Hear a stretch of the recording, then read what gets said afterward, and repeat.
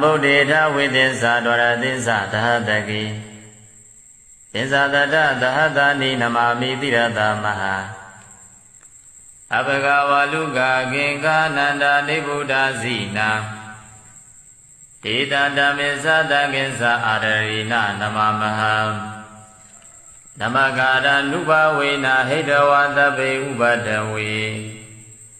အနေကအန္တရာယပိဝိနသံတုအသေတတော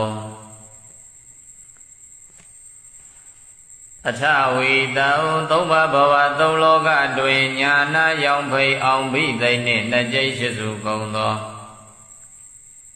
သဗုဒ္ဓေသတဆောင်ပမဉာဏ်ရောင်ဝါဖြင့်တစ္ဆာပွင့်လင်းတရားမင်းတို့ကို၎င်းဒွါရသစ္စာသဟတကိနိဗ္ဗာန်ကိန်းအောင်ဆက်မွေလျောက်သည့်12000ကုန်သောသဗုဒ္ဓေသလျောင်ပမဉာဏ်ရောင်ဝါဖြင့်တစ္ဆာလင်းပြောင်းမြတ်ဘုံကောင်းတို့ကို၎င်းသစ္စာတရသဟတနိတောင်းထိုင်စကြဝဠာခုံရောင်ရှိန်9သိန်းကုန်သော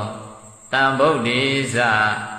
နေအောင်ပမဉာဏ်ရောင်ဝါဖြင့်တစ္ဆာလင်းထိန်မြတ်မှုနေတို့ကို၎င်း